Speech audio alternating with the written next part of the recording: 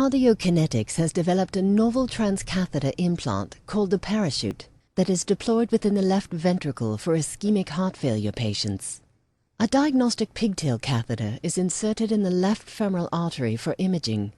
A guide wire is inserted in the right femoral artery, allowing access for delivery of the device. After a heart attack, many heart failure patients experience progressive enlargement of their left ventricle, or remodeling, causing a decrease in cardiac output, resulting in heart failure symptoms such as shortness of breath.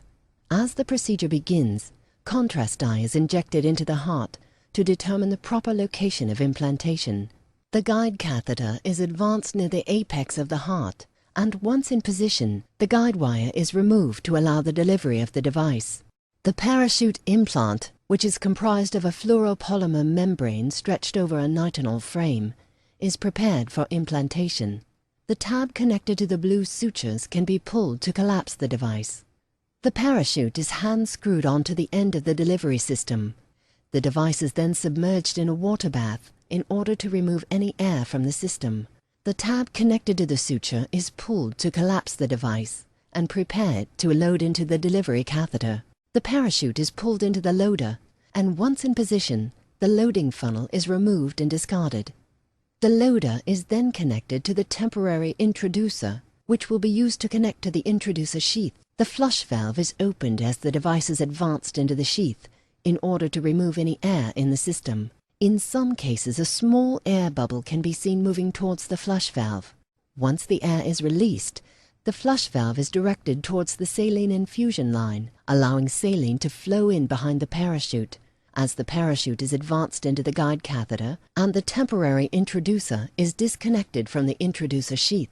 The temporary introducer is then twisted into two components, where the clear piece will come off the delivery system and the white component will easily tear in two pieces and then can be discarded. The parachute is then advanced through the guide catheter using the delivery system to the point where the foot is just distal to the catheter. The foot is radiopaque, which will help with locating the final position. Once in position, the diagnostic pigtail catheter is pulled back to allow for the parachute to be deployed without obstruction. To ensure full deployment and anchoring into the heart wall, a 20 cc balloon is inflated for approximately 30 seconds. In order to prepare to remove the delivery system, the balloon is deflated, which may take up to 2 minutes, and the guide catheter is moved closer to the base of the parachute.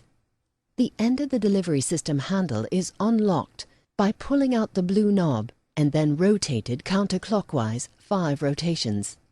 The delivery system is pulled back into the guide catheter a few centimeters, and then the entire system is pulled out of the body.